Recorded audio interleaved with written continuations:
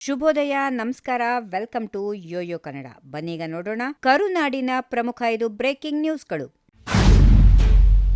ಮಧುಸೂದನ್ ನಾಯಕ್ ಪಾಕಿಸ್ತಾನದವರು ಅಂತ ಯಾರೋ ಅಂದ್ರೆ ಅದನ್ನ ಬರೆದುಕೊಳ್ಳುತ್ತೀರಾ ಎಂದು ವಿಪಕ್ಷ ನಾಯಕ ಆರ್ ಅಶೋಕ್ ವಾಗ್ದಾಳಿ ನಡೆಸಿದ್ದಾರೆ. ಜನರು ಯಾವ ಜಾತಿ ಎಂದು ಬರೆಸುತ್ತಾರೋ ಅದನ್ನ ಉಲ್ಲೇಖಿಸಲಾಗುತ್ತದೆ ಎಂಬ ಆಯೋಗದ ಅಧ್ಯಕ್ಷ ಮಧುಸೂದನ್ ನಾಯಕ್ ಹೇಳಿಕೆಗೆ ಪ್ರತಿಕ್ರಿಯೆ ನೀಡುತ್ತಾ, ಪಾಕಿಸ್ತಾನ್ ಜಿಂದಾಬಾದ್ ಅಂತಾರೆ, ಬರೆದುಕೊಳ್ಳುತ್ತೀರಾ? ಏನ್ ಬೇಕಾದ್ರೂ ಬರೀಬಹುದು, ಅಂದ್ರೆ ದೇಶ ವಿರೋಧಿಗಳಿಗೆ ಅವಕಾಶ ಮಾಡಿಕೊಟ್ಟಂತೆ. ಆಯೋಗದ ಅಧ್ಯಕ್ಷ ಸಂವಿಧಾನಕ್ಕೆ ಅಪಚಾರ ಆಗುವ ಹೇಳಿಕೆ ಕೊಟ್ಟಿದ್ದಾರೆ. ಇದು ರಾಜಕಾರಣದ ಓಲೈಕೆಗಾಗಿ ಮಾಡುತ್ತಿರುವ ಸಮೀಕ್ಷೆ. ಈ ಸಮೀಕ್ಷೆಯಿಂದ ಯಾವುದೇ ಜಾತಿಗೂ ನ್ಯಾಯ ಸಿಗಲ್ಲ. ಲಿಂಗಾಯತ ಧರ್ಮ ಒಡೆಯುವ ಸಂಚು ಮಾಡಿದ್ದ ತಂಡವೇ ಈಗ ಹಿಂದೂ ಧರ್ಮ ಒಡೆಯಲು ಹೊರಟಿದೆ ಎಂದು ಕಿಡಿಕಾರಿದರು.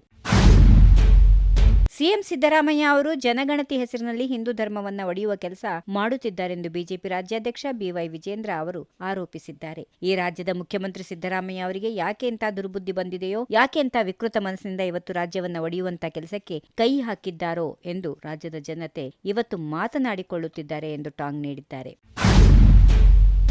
ರಾಜ್ಯದಲ್ಲಿ ಜಾತಿ ಗಣತಿ ವಿಚಾರದಲ್ಲಿ ಹಿಂದೂ ಧರ್ಮ ಒಡೆಯುವ ಷಡ್ಯಂತ್ರವನ್ನ ಕಾಂಗ್ರೆಸ್ ಮಾಡ್ತಾ ಇದೆ. ಕಾಂಗ್ರೆಸ್ನವರು ಮಹಾನ್ ದುಷ್ಟರು. ಸಿಎಂ ಓರ್ವ ಅಲ್ಟ್ರಾ ಲೇಪಿಸ್ಟ್ ಇದ್ದಾರೆ ಹೀಗೆಂದು ಕೇಂದ್ರ ಸಚಿವ ಪ್ರಹ್ಲಾದ್ ಜೋಶಿ ಹೇಳಿದರು. ಮತಾಂಧ ಶಕ್ತಿಗಳಿಗೆ ಪ್ರೇರಣೆ ನೀಡುತ್ತಿರುವವರೇ ಅವರು. ಯಾವ ಆಧಾರದ ಮೇಲೆ ಜಾತಿ ಗಣತಿ ಮಾಡುತ್ತಿದ್ದಾರೆ? ಕುರುಬ, ಕ್ರಿಶ್ಚಿಯನ್, ಲಿಂಗಾಯತ್, ಕ್ರಿಶ್ಚಿಯನ್ ಅಂತಾರೆ. ಮತಾಂತರ ಆದವರಿಗೆ ಮೀಸಲಾತಿ ಇಲ್ಲ. ಹಿಂದೂ ಧರ್ಮದ ಮೂಲದಲ್ಲಿ ಅಸ್ಪೃಶ್ಯತೆ ಇರಲಿಲ್ಲ ಎಂದರು.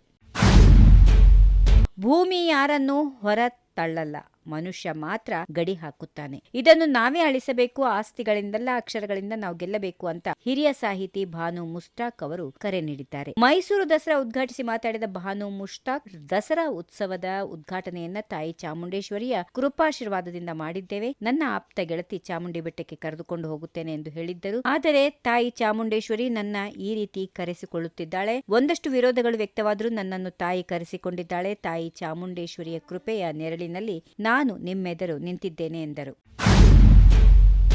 ಬಸವ ಜಯ ಮೃತ್ಯುಂಜಯ ಸ್ವಾಮೀಜಿ ಅವರನ್ನ ಪಂಚಮಸಾಲಿ ಪೀಠದಿಂದ ಉಚ್ಚಾಟನೆ ಮಾಡಲಾಗಿದೆ. ಹೀಗೆಂದು ಪಂಚಮಸಾಲಿ ಪೀಠದ ಟ್ರಸ್ಟ್ ಅಧ್ಯಕ್ಷರಾಗಿರುವ ಶಾಸಕ ವಿಜಯಾನಂದ ಕಶ್ಯಪ್ಪನವರು ತಿಳಿಸಿದ್ದಾರೆ. ನಮ್ಮ ಎಲ್ಲಾ ಧರ್ಮದರ್ಶಿಗಳು, ಸಮುದಾಯದವರು ಸೇರಿ ಒಂದು ತತ್ವ ಆದರ್ಶದ ಮೇಲೆ ಈ ಪೀಠವನ್ನ ಕಟ್ಟಲಾಗಿತ್ತು. ಇವತ್ತಿನವರೆಗೂ ನಾವು ಬಸವ ತತ್ವದ ಮೇಲೆ ನಡೆದುಕೊಂಡು ಬಂದಿದ್ದೆವು. ಇದನ್ನು ಮಾಡುವಂತಹ ಸಮಯದಲ್ಲಿ ಇಲ್ಲಿ ಬಸವಣ್ಣನವರ ತತ್ವದಂತೆಯೇ ನಡೆದುಕೊಳ್ಳಬೇಕು ಎಂಬ ನಿಟ್ಟಿನಲ್ಲಿ ಬಸವ ಜಯ ಮೃತ್ಯುಂಜಯ ಸ್ವಾಮೀಜಿಯನ್ನ ಈ ಪೀಠದಲ್ಲಿ ಕೂರಿಸಿದ್ದೆವು. ಆದರೆ ಅವರು ಟ್ರಸ್ಟ್ನವರ ಮಾತನ್ನ ಕೇಳದೆ ತಪ್ಪು ಹೆಜ್ಜೆ ಇಡುತ್ತಾ ಬರುತ್ತಿದ್ದಾರೆ ಎಂದಿದ್ದಾರೆ. If you like this video, ಬೇಗ ಲೈಕ್ ಮಾಡಿ, ಕಾಮೆಂಟ್ ಮಾಡಿ, ಶೇರ್ ಮಾಡಿ ಹಾಗೂ ಯೋಯೋ ಟಿವಿ ಕನ್ನಡವನ್ನು ಸಬ್ಸ್ಕ್ರೈಬ್ ಮಾಡಿ.